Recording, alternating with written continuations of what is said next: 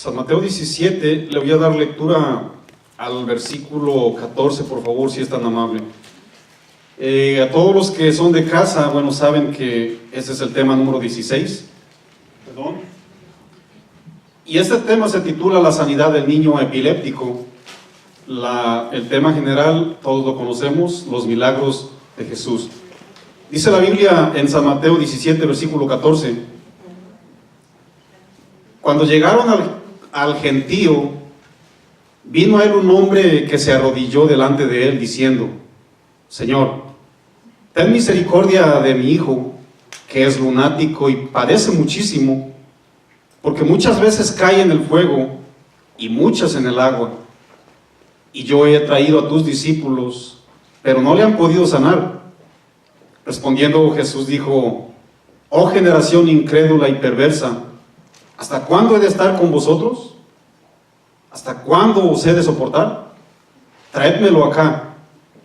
Y reprendió Jesús al demonio, el cual salió del muchacho, y éste quedó sano desde aquella hora. Viniendo entonces los discípulos a Jesús, aparte dijeron: ¿por qué nosotros no pudimos echarlo fuera? Jesús le dijo: por vuestra poca fe, porque de cierto os digo que si tuvieres fe como un grano de mostaza, diréis a este monte: pásate de aquí y allá, y se pasará, y nada os será imposible.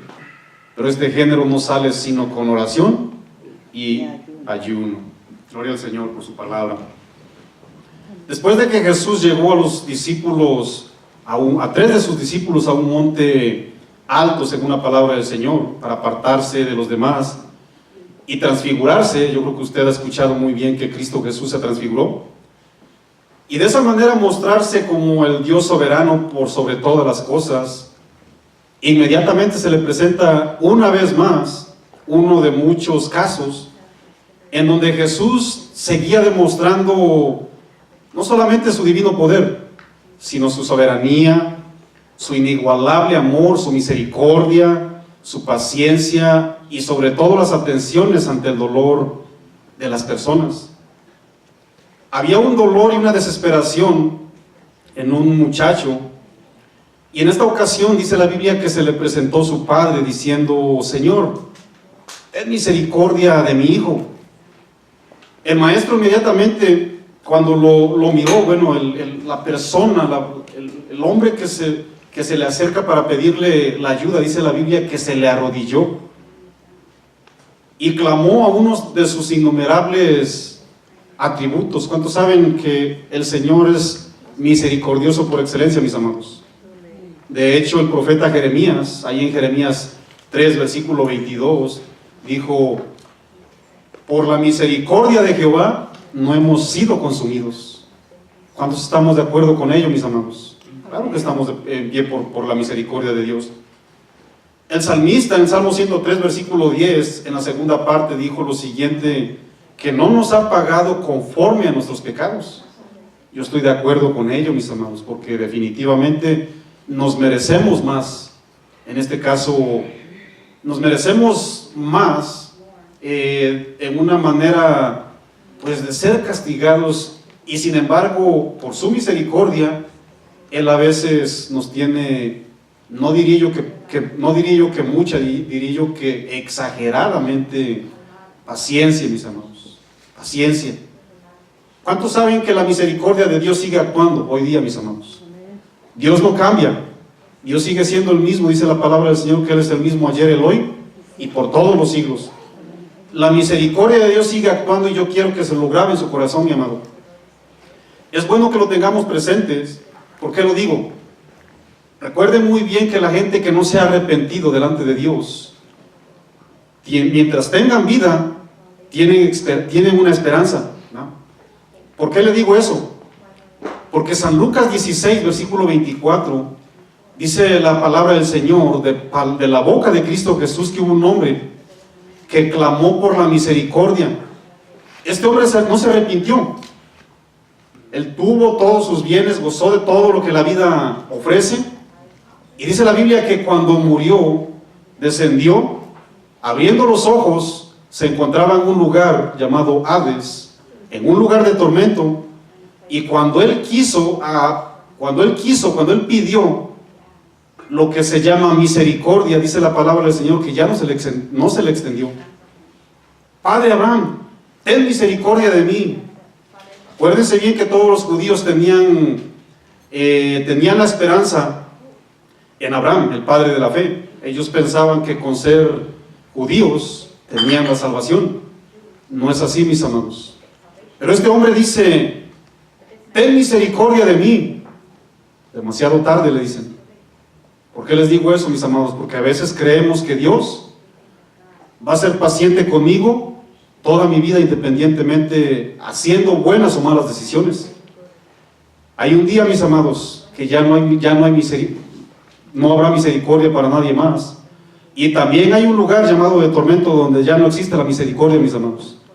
Este hombre a tiempo vino a decirle: Señor, Maestro, Hijo de Dios, ten misericordia de mí, de mi hijo. Quiero que se lo grabe en su corazón, mi amado. Yo quiero que todo aquel que no se ha arrepentido lo tenga presente y se arrepienta, clame a la misericordia de Dios hoy. Si el Espíritu de Dios nos habla hoy, dice la palabra del Señor, no endurezcáis vuestros corazones, porque yo no sé, ahorita tenemos vida, al ratito voy a salir a manejar, yo no sé si voy a seguir con vida. Yo tengo un lugar seguro, sé que voy al cielo, yo no sé usted a dónde vaya. Yo no sé, yo no quiero que usted llegue a ese lugar y vaya a pedir misericordia demasiado tarde, mis amados. Ya no la hay ahí. Ahorita sí la hay todavía, si usted está vivito. El caso de este joven era muy, pero muy terrible, el cual el padre se dolía. ¿Qué padre no se puede doler teniendo un hijo? Ahorita explico, ¿verdad? La palabra lunático, epiléptico. Este hombre llegó a tiempo y dice la palabra del Señor que clama: Señor, ten misericordia de mí. No, la Biblia no asegura cuál fue la condición clara y específica de este hombre al llegar a Cristo Jesús a arrodillarse. ¿Por qué les digo eso? ¿Cuántas personas nos arrodillamos creyendo que nos arrodillamos delante del Señor en medio de la desesperación, mis amados? A veces lo hacemos. Yo lo hice muchas veces cuando no tenía la decisión de pedirle perdón a Dios. Yo lo hice muchas veces. Muy probable él se doblegó solamente por la grande necesidad que él tenía. No hay datos suficientes para asegurar si él lo hizo de su corazón. Lo cierto es que Cristo Jesús responde, mis amados. Él responde muchas veces. No lo merecemos. Pero la Biblia dice que Él abre el sol para justos e injustos, y Él alimenta, mis amados. Él le da de comer a buenos y a malos. ¿A poco no? ¿Sí o no? ¿Verdad que sí? Caer de rodillas delante de Dios es una señal de rendición y dependencia. Escuche bien lo que voy a decir. Siempre y cuando sea nuestro corazón el que me impulse a hacer semejante manifestación. ¿Por qué les digo eso? Usted y yo no podemos caer de rodillas para manipular a nuestro corazón a realizar algo que esto no siente. Eso es imposible, mis amados. Sin embargo, el asiento de mi vida, el lugar más profundo que se llama corazón en este contexto del ser humano, la parte más íntima, por supuesto que sí puede impulsar a que las rodillas se dobleguen delante de Dios. Todo tiene que ser de adentro, mis amados. Lo de afuera, lo superficial, no puede influenciar esa parte impalpable, mis amados. Claro que el corazón puede impulsar a las rodillas a doblegarse con intenciones correctas y aceptables delante de Dios. Yo no puedo hacer nomás así, un puro arrodillarme delante de Dios. No pasa nada, porque no hay nada aquí, mis amados. La Biblia dice y lo asegura el salmista ahí en el Salmo 51, versículo 17: a las rodillas contritas y humilladas, así dice la Biblia. ¿Verdad que no? Por supuesto que las rodillas no pueden obligar lo interno, mis amados. Claro que no. La Biblia dice al corazón contrito y humillado, ¿sí o no? ¿Verdad que sí? Entonces lo único que se doblega cuando lo hago de una manera carnal, lo único que se doblega delante de Dios es mi condición física, pero jamás la espiritual, jamás el corazón. Yo no sé cuántos se pueden identificar. Yo me identificaba antes. A mí me invitaban a escuchar palabra de Dios. Yo iba a hacer un simple cumplir nomás, porque yo quería quedar bien con la amistad. Yo llegaba nomás, ¿verdad?, comprometido con una amistad, pero jamás comprometido con Dios. Sin embargo, este hombre llegó decidido, ¿no? Y dice la Biblia que él clamó algo que muchísimas veces usted y yo clamamos. Es correcto que lo haga, mi amado. Claro que sí, clame a la misericordia de Dios, es correcto, ¿no? Dice la palabra del Señor que los demonios hacen exactamente lo mismo. San Mateo 5, versículo 6. Dice la Biblia que había un endemoniado gadareno. De hecho eran 2000 demonios, más o menos, ahí pudieron ser más, ¿no? Que al mirar a Jesús corrieron a encontrarlo. ¿Y sabe lo primero que hicieron? Se arrodillaron, mis hermanos. Yo les hago una pregunta. ¿Se arrodillaron los demonios para adorar a Jesús? Por supuesto que no, ¿no? Sino más bien ellos no quisieron ser atormentados, pero sí prefieren atormentar a otros. Yo lo he dicho muchas veces. La Biblia enseña que los demonios sí son capaces de atormentar a muchísimas personas, y hoy vamos a mirar un caso de muchos. Usted no quiere ser instrumento de un demonio. Yo se lo aseguro que usted no quiere ser un instrumento. ¿Verdad que no? De hecho, usted y yo somos templo del Espíritu de Dios. ¿En cuántos mora la presencia de Dios, mis amados? Gloria al Señor que tenemos la sustancia divina, ¿verdad que sí? Yo les hago una pregunta. Solamente por así decirlo, ¿cuántas personas han sido atormentados, o personas que usted conoce habrán sido atormentados por un espíritu epiléptico, por un demonio que le estaba provocando la epilepsia a este hombre? Yo solamente quiero que entiendan que los demonios no están dispuestos a ir a un lugar de tormento. ¿Cuántas personas hemos escuchado doctrinas que los demonios son los jefes y patrones en el infierno, mis amados? ¿Sabían que la Biblia dice todo lo contrario? Ellos mismos son reos. Ellos son prisioneros del reino de las tinieblas porque ellos los cogieron. La Biblia dice en Apocalipsis 12, versículo 4, que Satanás arrastró a la tercera parte de los ángeles, mis amados. Estas personas, según Judas, versículo 6, dice que a los ángeles que no guardaron su dignidad, que hoy son llamados demonios, sino que abandonaron su propia morada, los ha guardado bajo oscuridad en prisiones eternas para el día del gran juicio. Pero también se arrodillaron delante del Señor. De hecho, Satanás sigue intentando arrastrar a muchísima gente. La Biblia utiliza una metáfora, ¿no?, que con la cola, pero no fue con la cola, mis amados. ¿Saben con qué fue? Con un corazonzote engañado y perverso, ¿no?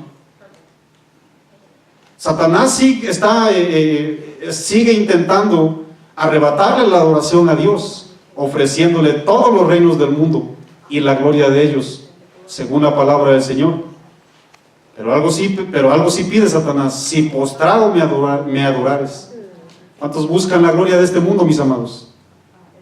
¿Cuántos la buscan? Hay millones y millones de personas que buscan lo que la Biblia cataloga como temporal. Usted y yo hicimos un pacto con el Señor, y este pacto es eterno. Hay muchísimas personas, de hecho, que están buscando la adoración. Hubo un hombre llamado Mardoqueo. ¿Cuántos no han leído la historia de Esther? Ahí en el capítulo 3.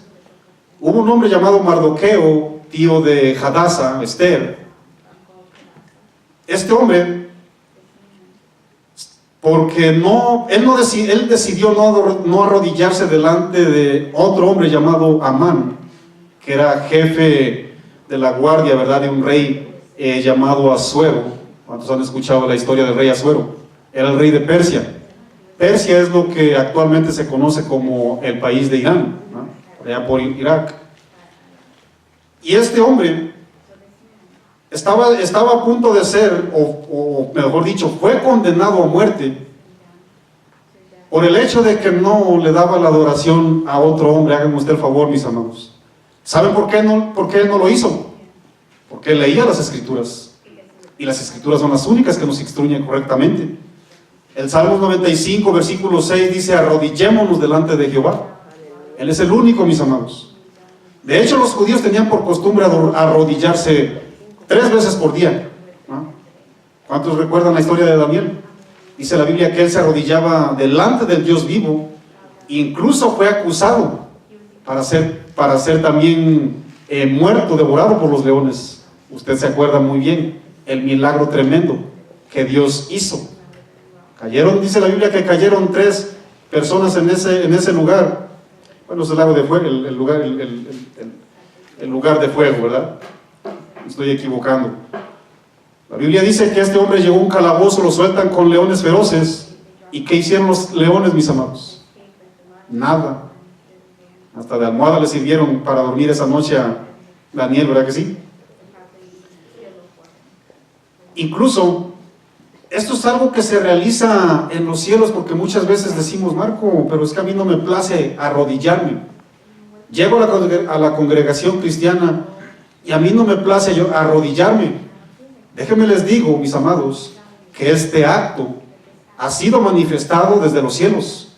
Apocalipsis 4, versículo 10 dice que los 24 ancianos se postran delante del que está sentado en el trono y lo adoran al que vive y reina por los siglos de los siglos.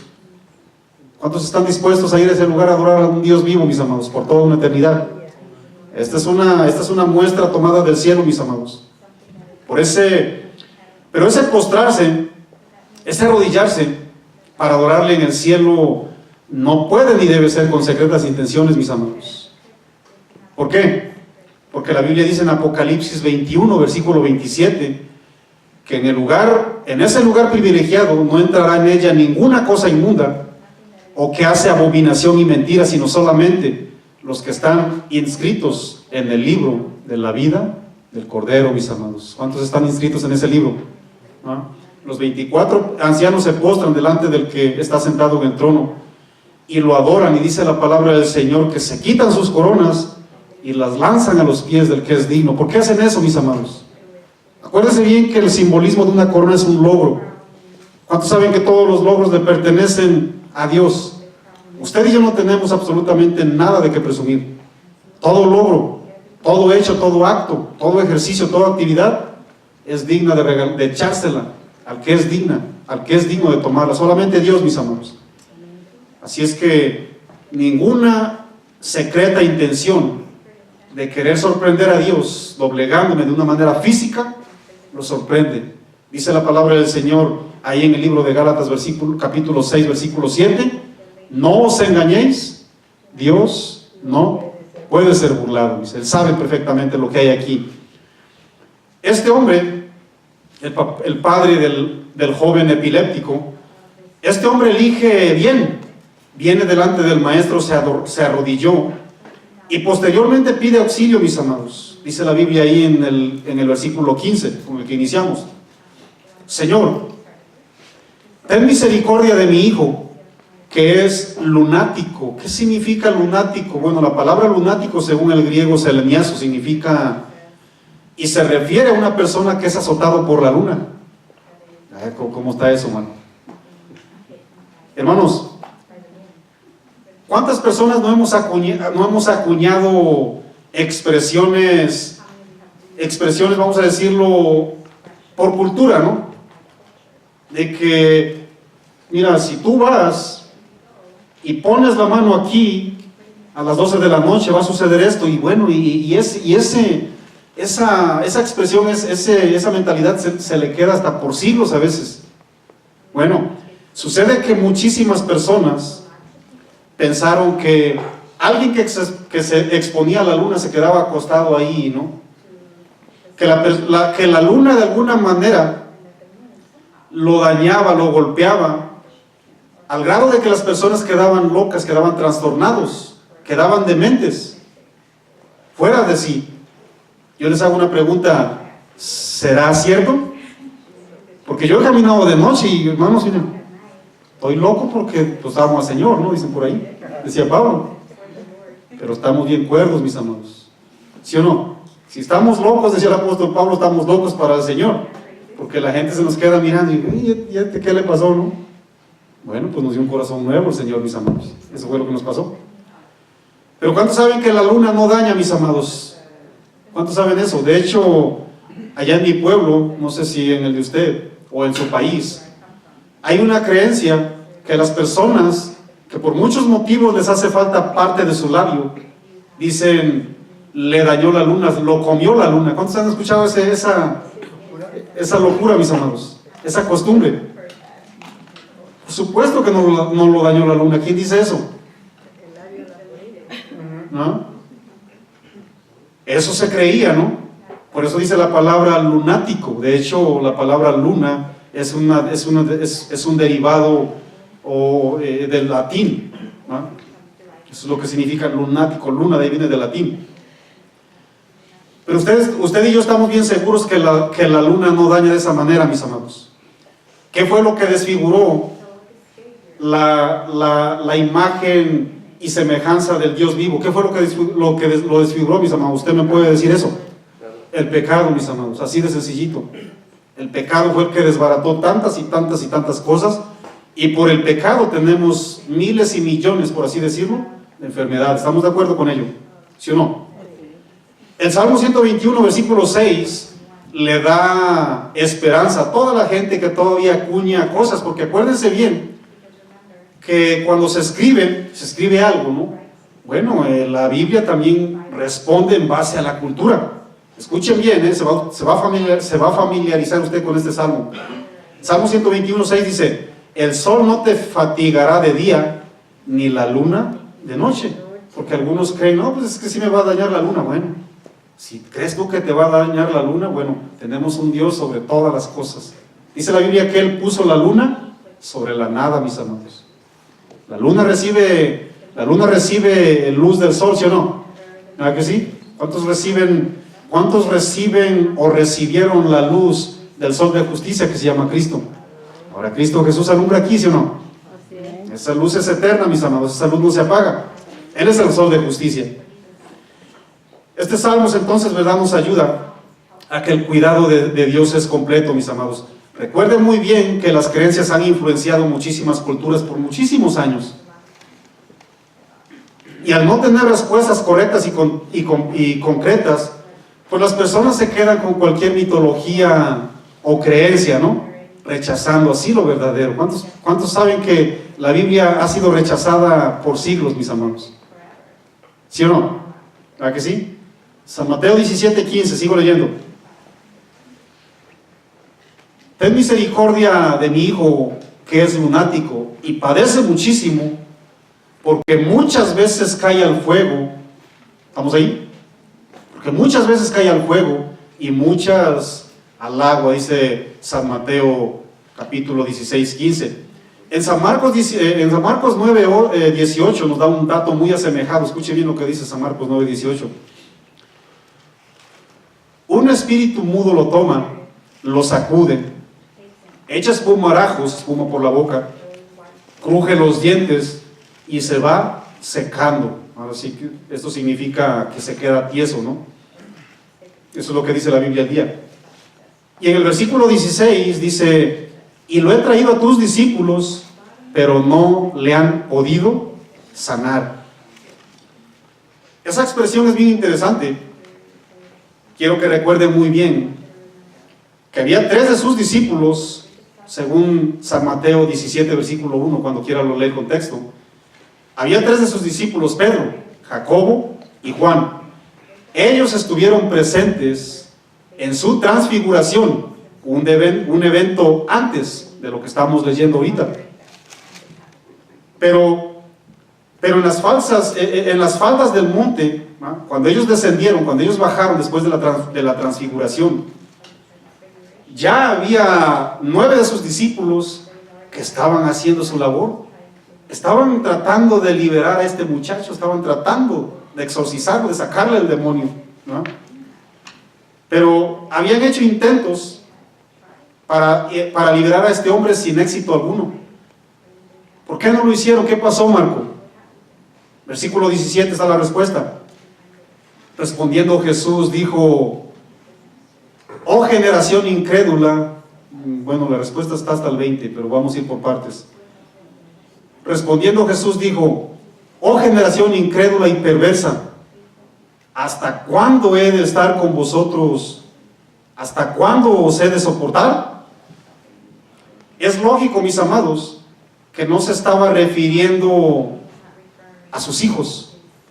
Se estaba refiriendo a un pueblo judío que había mirado por demás, milagro tras milagro tras milagro, una y otra vez. ¿Y cuántos más querían ver para finalmente creer? Él le reprocha a los judíos, ahorita lo vamos a mirar. Era lógico, ¿verdad? Era lógico que Cristo Jesús reaccionara de esa manera. Porque, hermanos, ¿cuántos milagros hizo, solamente tomando de ejemplo al pueblo de Israel en el desierto, mis amados? ¿Cuántos días tenía que caminar Israel en el desierto? Dicen los estudiosos, 11. ¿Cuántos terminaron caminando? Años, mis amados, no días. 40 largos años. ¿Miraron las maravillas de Dios? Que si no las miraron. En otras palabras, Cristo Jesús les dice a esta generación incrédula: ¿cuántos milagros más necesitan para creer en mí, pueblo judío? Y hoy Cristo Jesús te dice lo mismo a ti, mi amado. ¿Cuántos milagros necesitamos para vivir en una santidad y representar a un Dios de una manera digna, mis amados? Porque déjenme les digo que todos, absolutamente todos los presentes, los hijos de Dios, ya hemos experimentado al menos un milagro, al menos. Oye, Marco, ¿cómo te atreves a decir eso? Sí, ya con cambiarte tu corazón fue el milagro más grande. Por eso me atrevo a decirte eso, ¿sí o no? Pero ¿cuántos milagros aparte de ellos no hemos mirado, mis amados? Su siervo lo ha dicho muchísimas veces. Aquí está la familia presente. Una vez el aire acondicionado de la casa donde vivíamos, aquí está Alejandro, el dueño de esa casa, se descompuso, mis amados. Se descompuso el aire acondicionado, el aire caliente. Ya me tradujeron por aquí, no hablo inglés, ¿no? Hermanos, ¿saben lo que sucedió? Se empezó a escapar un químico. Ese químico es el dióxido de carbono. Según los expertos, el dióxido de carbono aniquila a cualquier persona en menos de 1 hora, mis amados. ¿Sabían que su siervo junto con toda la familia dormimos toda la noche bien tranquilitos, soñando con los angelitos, como dicen por ahí? No nos pasó absolutamente ni un dolor de cabeza, mis amados. ¿Cuántos milagros más necesitas, Marco? Yo no necesito más milagros. Yo sé que hay un Dios real. Quiero obedecer a mi Dios. Y no lo sigo por lo que me da, lo sigo por quien Él es, mis amados. ¿Sí o no? Hay muchísimas cosas que yo les puedo platicar, pero ese no es el Evangelio. Eso es lo que Dios en su misericordia ha permitido que yo y usted también viva. Hubo una vez, ¿verdad?, que una persona realizando mi trabajo, ¿cuántos saben que el norte de Minneapolis es uno de los lugares más violentos? Es un lugar, mis amados, en que la vida de todas las personas está en riesgo. Una persona me amenazó de muerte. Una persona me dijo: si no le entregas a mi hijo, a la hermanita que está en casa, era menor de edad, yo no podía hacer eso. Si no se la entregas, yo me voy a salir de trabajo para ir a matarte. Esa gente no juega, mis amados. Esa gente no juega. Pero bueno, yo le dije: discúlpeme, mi trabajo no es ser enemigos. Discúlpeme, yo no puedo hacer eso porque es en contra de la ley. ¿Cuántos saben que cumplir la ley, mis amados, es honra para Dios? Dios me honró, mis amados. Cuando este hombre llegó Este hombre llegó bien enojado, violento. Solamente trabajaba escasos 3 o 4 minutos de su casa, hermanos, imagínense. ¿Por qué no mejor ir y recoger a su hijo? Pero la maldad del ser humano llega hasta ese grado, hermanos. Y claro que pudo matarme. ¿Pero qué creen que sucedió, mis amados? Cuando él llegó así, bien violento, bravo, enojado, cuando llegó aquí, mis amados, yo no sé a quién miró, a Conan el bárbaro, bueno, ustedes saben que no. Cuando él llegó, algo pasó. Se me quedó mirando así y algo lo hizo echarse para atrás. E inmediatamente su esposa se pone a un lado de él. Ya no intentó hacer nada, hermanos. Yo aseguro que fue Dios, mis amados. Aseguro que fue Dios. Yo no le atribuyo a las casualidades. Porque el hombre de Dios, el siervo de Dios, ya no se mueve ni vive por casualidades. Vive por propósitos, mis amigos. Yo aseguro que fue un Dios. Pero ¿cuántos milagros necesitas ver en tu vida para creerle a Dios? Cristo Jesús reprochó la incredulidad, ¿no?, de una generación malvada y perversa. Pero usted y yo no somos malvados y perversos, ¿verdad que no? ¿Cuántos milagros más necesitamos, hermanos? Porque hay gente que ha decidido no cambiar su vida. Es triste. Yo no vine a predicar para que cambies tu vida. Yo vine a predicar siendo obediente a entregar el consejo de parte de Dios para que usted diga: lo tomo, Marco, quiero cambiar mi vida. No lo tomo, qué tristeza. No obliga a nadie a Dios, mis amados. Mi trabajo no es obligar a nadie, mi trabajo es predicar la verdadera sana doctrina. Esa es la labor. Usted y el Señor solamente, ¿sí o no? Eso también, ¿verdad?, nos sucede a usted y a mí.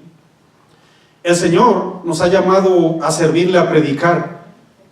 Él nos ha mostrado que tiene un cuidado total en usted y en mí. No salimos a predicar, mis amados. ¿Cuántos milagros más queremos ver? ¿Cuántas manifestaciones divinas necesito ver para seguirle? Sin embargo, usted y yo somos expertos para anteponer excusas. No son válidas delante del Señor, mis amados. Tal vez tú las tengas por ahí, algunas, 2 o 3, muy probable sí. Pero excusarse toda la vida delante de Dios es imposible, mi amado, ¿no? De hecho, hay una parábola en la que el Señor enseñaba que preparó una cena lista. Toma una persona y le dice: siervo, ve por favor e invita a los convidados. Diles que la cena está preparada. Ya están listas las mesas, ya está lista la comida. Ve a traerlos, tráeme a los convidados. ¿Saben lo que comenzaron a hacer todas estas personas, mis amados? A excusarse. Dice la Biblia que uno dijo: pues no puedo llegar, mi Señor, porque acabo de comprar una hacienda y necesito verla. Ah, mira nomás. Otro dijo: acabo de comprar 5 yuntas y necesito probarlas. Ah, mira nomás qué excusa tan bonita. Otro dijo: acabo de casarme y no puedo ir, tengo que irme a luna de miel a Cancún. No me digas, si la luna de miel acaba de pasar, no sé. Excusas, mis amados. Excusas. ¿Cuántos milagros necesitaba ver más esta gente, mis amados? Eso le disgustó al Señor y le sigue disgustando desde siempre. No lo digo yo, lo dice la Biblia. Salmos 95, versículo 10 dice: 40 años estuve yo disgustado con la nación. 40 años. 40 años. ¿Cuántos años estará disgustado? ¿Cuántos años llevaré disgustado con Dios, mi amado? ¿Cuántos años? Hebreos 3, versículos 9 y 10 dice: y vieron mis obras 40 años, a causa de lo cual me disgusté con esa generación. Hebreos 3, versículo 17: ¿y con quiénes estuvo él disgustado 40 años? ¿No fue con los que pecaron, cuyos cuerpos cayeron en el desierto? Y eso de que cayeron, dice, significa que murieron, ¿eh? No voy a pensar que nomás se cayeron y se levantaron. Se murieron, mis amados. Se murieron. Ninguno entró a la tierra prometida. De esa gente terca, ¿no? La nueva generación fue la que ingresó. Yo sé que a usted le ha mostrado muchísimo Dios, mis amados. A un siervo también. Estoy dispuesto a obedecerle. No necesito mirar más milagros. Si Él los permite, bien recibidos. Pero si no los permite, yo estoy seguro de que voy a seguir en esa perseverancia. 17 dice la Biblia ahí. Respondiendo Jesús dijo: oh generación incrédula y perversa, ¿hasta cuándo he de soportar? ¿Hasta cuándo he de estar con vosotros? ¿Hasta cuándo os he de soportar? Traérmelo aquí. La palabra incrédula significa carente de fe. Una generación, ¿verdad?, que no tenía absolutamente nada de fe. Tenía fe a lo mejor en él, no en ellos mismos, pero no esa fe salvífica, la fe que se genera cuando el creyente se acerca a Dios y se arrepiente. Esa fe no es la que tenían ellos. Por eso le llama generación perversa y mala, inculta, desobediente. En San Mateo 12:39, Cristo Jesús les reprocha diciéndole, llamándole a una generación mala y adúltera. Una generación mala y adúltera demanda una señal. ¿Cuántas señales más quieres? En Marcos 8:38 vuelve a recalcar Cristo Jesús generación adúltera y pecadora. En Marcos 9:19 le vuelve a decir la misma frase a una generación incrédula. Dice generación incrédula. En Lucas 11:29 vuelve a decir el Señor Jesús de una manera contundente, generación mala. En el libro de los Hechos 2, versículo 40, dice la palabra del Señor: ser salvos de esta generación mala y perversa. ¿Cuántos quieren ser salvos, por cierto? Yo soy salvo por fe. Pero la condición de la iglesia debe ser la siguiente. Pablo le enseña al pueblo de Filipo, ahí en Filipenses 2, versículo 15, diciéndole: para que seáis irreprensibles y sencillos, hijos de Dios sin mancha, en medio de una generación maligna y perversa, en medio de la cual resplandecéis como luminares en este mundo. Esa es la condición de usted y la mía, mis amados. No somos de este mundo, no, por supuesto que no, pero debemos de ser luz en medio de tanta maldad. ¿Estamos de acuerdo con ello? Versículo 18. Y reprendió Jesús al demonio, el cual salió del muchacho, y éste quedó sano desde aquella hora. Ahora, ¿se dieron cuenta, no?, que el problema no era la luna? ¿Se dieron cuenta? ¿Quién era? Nada más ni nada menos que un demonio, mis amados. Era un demonio, no era un problema lunático como la gente decía. Y dice la Biblia ahí en el versículo 19, viniendo entonces los discípulos a Jesús aparte, dijeron: ¿por qué nosotros no pudimos echarlo fuera? ¿Por qué no lo pudimos hacer? Hermanos, la Biblia enseña que previamente en Marcos 6:13, en Marcos 6:30, en Lucas 9, enseña que previamente habían recibido la autoridad para echar fuera demonios, para sanar enfermedades. ¿Qué pasó entonces? Dice la palabra del Señor. ¿Qué sucedió? Y dice Cristo Jesús en el versículo 20, Jesús les dijo: por vuestra poca fe. Por vuestra poca fe. Los estudiosos creen que hizo una referencia abajo cuando menciona: si tuvieras fe como ese grano de mostaza. Miren, acuérdense bien que ese sube a un monte a transfigurarse. Los estudiosos dicen que se refirió a ese monte, que se iba a mover si tenían por lo menos su fe del tamaño de una mostaza. Pero no me voy a adelantar. ¿Qué sucedió? ¿Por qué no ejercieron el trabajo y echar fuera ese demonio? Miren, escúchame bien, cristiano. Estas personas no fueron invitadas por el maestro a subir al monte de la transfiguración.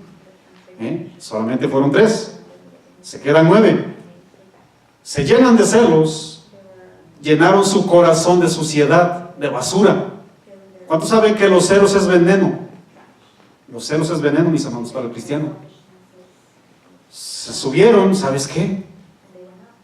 ¿Por qué no nos llevó el maestro? ¿Ya te diste cuenta que solamente llevó a 3? Se llenaron de envidia, mis hermanos. Escúchame bien, cristiano. Tú no te fijes a dónde Cristo Jesús está llevando a tu hermano o a tu hermana. Haz tu labor. No te llenes de envidia. No te llenes de envidia. Así le plació al Señor llevarse a 3.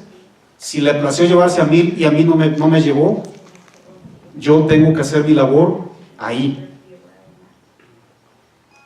Hermanos, entendámoslo perfectamente. Muchísimas personas dejamos de ejercerlos de una manera efectiva en el ministerio porque Jesús, ¿por qué aquel allá? ¿Por qué te llevaste a aquel allá, Jesús? ¿Y por qué aquel en el púlpito? ¿Y por qué aquel en el pandero? ¿Y por qué aquel en Casa de Oración Guadalajara? ¿Y por qué a mí aquí? Te llenas de envidia, mis hermanos. Lleno de pecado, tu fe se empieza a debilitar, empiezas a trabajar con tus puras fuerzas y ya te pasa como el Chapulín Colorado. Le das jalones a un pobre perrito ahí que no tiene, sin fuerzas, y hasta te le recargas.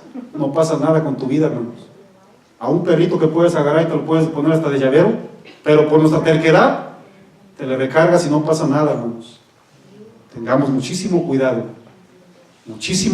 mis hermanos. Por eso yo siempre les digo, ejércete en donde Dios te mandó a ejercerte. Estas personas dijeron, no es justo. ¿Cuántos han escuchado esa frase? Llamadas tras llamadas tras llamadas. Es que no es justo, pastor. Es que no es justo. Tampoco fue justo que Cristo Jesús murió en una cruz. Sin embargo, Él lo hizo. ¿Estamos de acuerdo con ello?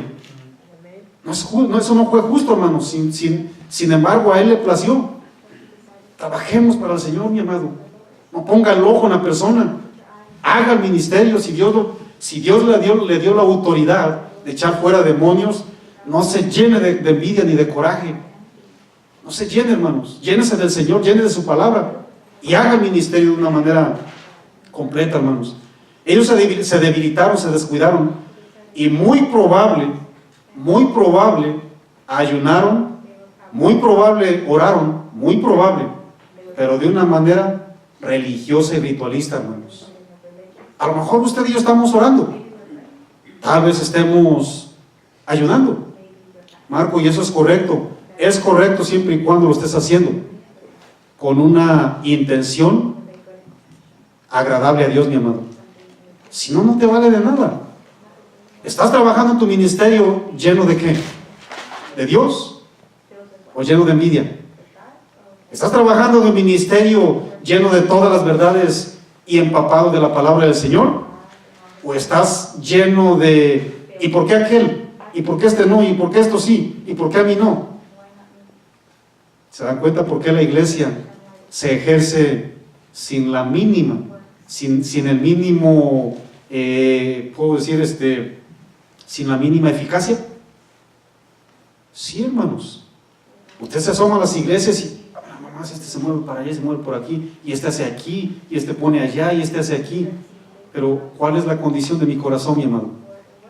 ¿Cómo está la fe, por cierto? ¿Cómo está esa cubeta de fe? Ya casi está ahí a punto de desaparecer. Lo mínimo.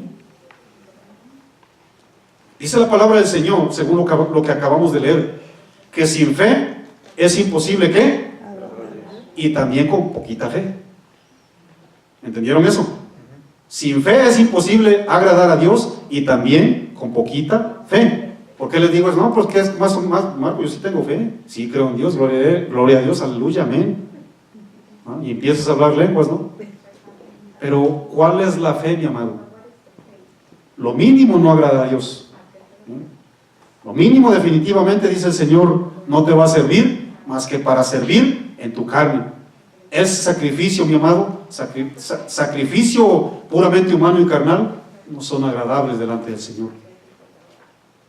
No son agradables delante del Señor definitivamente. Los discípulos, solamente imagínense en este cuadro, ¿no? Lo que sucedió, esa escena, lo que sucedió allá. Los discípulos tratando de exorcizar al muchacho con un corazón lleno de envidia. ¿Ok? Pero estaban trabajando según ellos, ¿no? A su manera. Los escribas religiosos, porque había gente, lea toda la porción bíblica, había religiosos que estaban siendo, vamos a decirlo, ¿cómo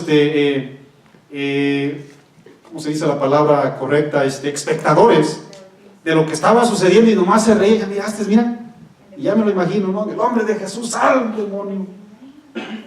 Esta gente se estaba riendo de ellos, hermanos. Ya miraste a estos cristianitos, mira, tratando de sacar ese demonio. Y por otro lado, un hijo desesperado, angustiado y atormentado por un demonio, y un padre triste, mis amados. Un padre triste. ¿Se pueden imaginar esa escena? Esa escena fue la que disgustó a Cristo Jesús. ¿Por qué, mis amados? Porque Santiago 3:16 dice la Biblia que porque donde hay celos y contención, allí hay perturbación y toda obra perversa. Qué terrible situación, mis amados. Teniendo que haber armonía, ¿no? Se supone que tenía que haber armonía. Eso es lo que se supone que tiene que existir en esta iglesia, mis amados. Los llamados discípulos estamos sirviendo con celos. Venimos débiles a la iglesia, inconformes, con poca fe, con poco ánimo, con poca firmeza, desganados. Y la obra que realizamos solamente es objeto de risa y de burla para muchos religiosos, mis amados. Muchos padres de familia e hijos invitados llegan angustiados pidiendo ayuda. Muchos problemas, muchos, no sé, ¿verdad? Problemas espirituales, problemas con su cónyuge, con sus hijos. Están siendo oprimidos por muchísimos problemas, hermanos. Y usted y yo con un simple intento religioso para ayudarles. Qué terrible condición de la iglesia hoy día, hermanos. Yo sé que estas cosas tocan el corazón muchas veces, hermanos, y a veces nos duelen, yo sé que sí. Pero es mejor que te duela, ¿sabes por qué? Porque es señal de que estás vivo. Acuérdense bien que un muerto no siente nada, ¿no?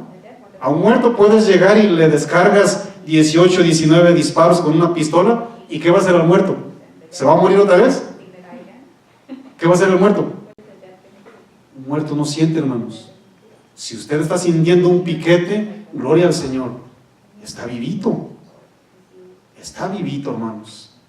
Esa es una buena señal, no toda la señal completa, es una buena señal. Cristo Jesús en contadas ocasiones reprendía, ¿no?, la poca fe, reprochaba la poca fe. Ahí en San Mateo 6:30 a varios de sus discípulos les dijo, hombres de poca fe. Ahí mismo en San Mateo 8:26 les vuelve a decir lo mismo cuando sus discípulos estaban en medio de una tormenta, hombres de poca fe. Mateo 16, versículo 8, dice la Escritura, ¿por qué pensáis dentro de vosotros, hombres de poca fe, que no tenéis pan? Y a veces así somos, hermanos. No, yo no sirvo a Dios porque yo no tengo esto, y pues lo que voy a hacer es le voy a ayudar a Dios. 2 trabajos, 7 días a la semana. No me digas, hermano. No me digas que Dios necesita ayuda. Por favorcito. Decía un compañero de escuela por ahí, no me hagas reír que tengo los labios partidos. La semilla de mostaza era la más pequeña que los judíos conocían. Y Jesús les dijo que la fe genuina, esa fe pura, hermanos, esa fe incontaminada, esa fe sin secretas intenciones, esa fe que no es equivocada, por más chiquita que sea, si está respaldada con el poder y la voluntad de Dios, es capaz, mis amados, es como una chispa que se va a encender al grado de poder mover una montaña, hermanos. Yo no te estoy diciendo que vayas y le digas vamos a agarrar a una montaña ahí en Colorado, ¿no? A los Rockies por ahí, ¿no? Vamos a decirle, montañas, muévanse de aquí. Yo no estoy diciendo que hagas eso. Cristo Jesús tampoco estaba diciendo, díganle a este monte de la transfiguración, monte, te puedes mover por ahí, y les aseguro que se va a mover. Era una expresión literaria y espiritual, hermanos. ¿Por qué? Porque ellos estaban celosos de que, mi Señor, ¿por qué no me llevaste a la transfiguración?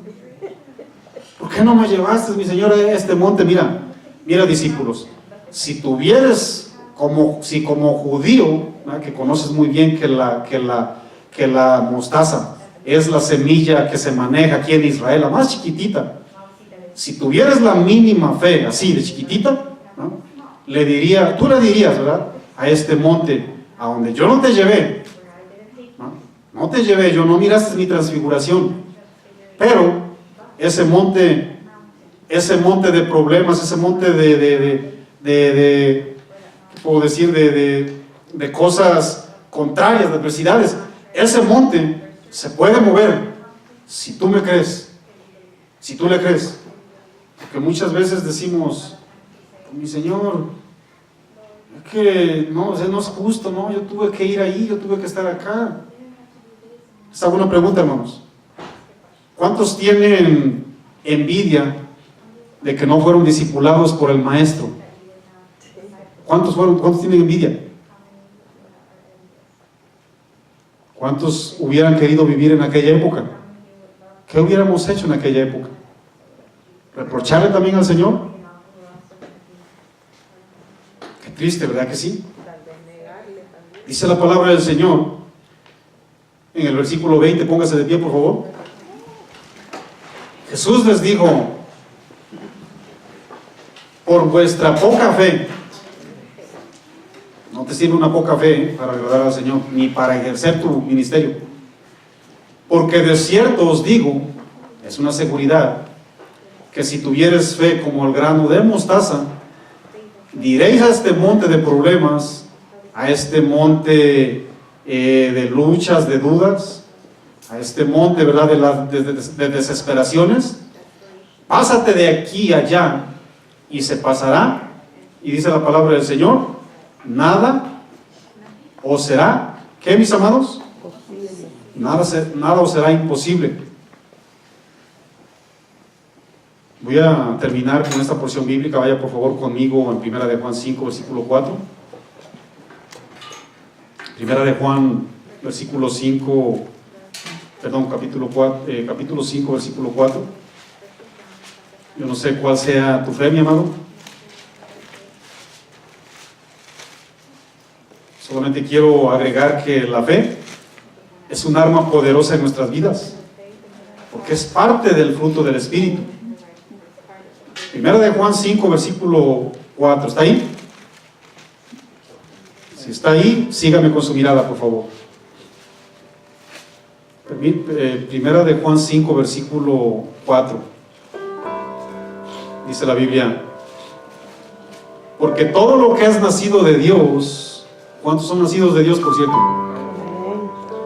Porque todo lo que es nacido de Dios vence ¿a qué, mi amado?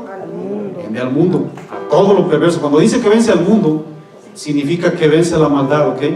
Estamos capacitados por el poder del Espíritu, hermano, ¿ok? Y esta es la victoria que ha vencido al mundo. ¿Cuál es la victoria, mi amado? Nuestra fe. Hermanos, yo lo he dicho muchas veces y lo voy a repetir.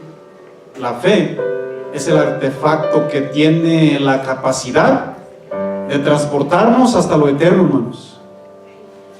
La fe es el artefacto espiritual, por así decirlo, que tiene la capacidad de transportarme a usted y a mí a lo eterno, hermanos. Por eso vence a todo lo que usted cree que no puede vencer. Yo no sé cuántos no tienen todavía a Cristo Jesús como su Señor y su Salvador. A lo mejor es la primera vez que usted escucha un mensaje cristiano, yo no sé. Pero déjenme les digo que Dios quiere que tengamos una fe genuina, una verdadera fe, mis amados. No te conformes con una media fe o con una fe ya casi que está desapareciendo. No te conformes, hermanos. La fe tiene esa capacidad no solamente de obrar milagros, sino también de dar buen testimonio, de agradar a Dios de acercarse a Dios, de hacer todas y cada una de las cosas confiados que Dios la está recibiendo. Yo quiero orar por usted, hermano. Si usted ha tenido muchas luchas últimamente, a lo mejor está ejerciendo el ministerio que Dios hizo y no ha sido eficaz, no ha sido agradable delante de Dios, porque lo ha hecho con una mínima fe. A lo mejor dejó que su corazón se contaminara, yo no sé, y esa fe no le agrada a Dios, a nuestro Señor, hermanos, y esa labor tampoco la recibe el Señor. Yo quiero orar por usted, Padre, en nombre de Cristo Jesús. Dice tu palabra, mi Dios, que sin fe es imposible agradarte, Señor, y la vida de un cristiano debe de ser agradable delante de ti todos los días de nuestras vidas, Señor. Tú no nos has dejado huérfanos, Señor. Por eso dejaste tu Santo Espíritu, para que tu Santo Espíritu nos guiara a toda la verdad, Señor, para que tu Santo Espíritu siempre nos lleve a tus pies, para que tu Santo Espíritu tome de lo tuyo, mi Dios, y nos muestre la verdad, porque el Espíritu es la verdad, y donde está el Espíritu, dice la Biblia, ahí hay libertad para adorarte, mi Señor. Porque la fe es la certeza, es la seguridad de lo que se espera, y es la plena convicción de lo que no se ve. Así como muchas personas por la fe entendieron y entendemos que el mundo fue hecho por la palabra del Señor, así como esa fe de Abel, que ofreció el más excelente sacrificio y alcanzó un buen testimonio de que era justo, así como por esa fe que no fue transpuesto y llevado a tu presencia, mi Señor, así como esa fe de Noé, mi Dios, que advertido con temor preparó el arca, mi Dios, para que se salvasen él y su familia, mi Dios. Así como esa fe, mi Dios, que ejerció Abraham, siendo llamado a salir a un lugar que había de recibir como herencia, y salió sin saber a dónde iba. Sin embargo, te obedeció, mi Dios. Así como esa fe, mi Dios, queremos ejercernos, mi Dios, Padre Santo. Oro por tu pueblo, oro por tus hijos, mi Dios. Oramos, Padre amado, y arrodillamos no solamente, Señor, nuestro cuerpo físicamente hablando delante de ti, sino arrodillamos nuestra condición espiritual y nuestro corazón, mi hermano. La arrodillamos delante de ti, mi Señor. A ti la gloria, a ti la honra, a ti el poder, a ti la potestad, mi Señor. Recibe, Padre amado, la honra de todos tus hijos, y recibe un fuerte aplauso. Apláudalo bien fuerte, no es para Dios. Recibe un aplauso, mi Dios. Y gracias por poner esa fe en mi corazón, mi Dios. Recíbelo, mi Dios. En el nombre de Jesús. Amén. Que Dios nos bendiga, mis amados. Denle un abrazo, denle un saludo al que está ahí, y dígale que Dios te bendiga, mi hermano.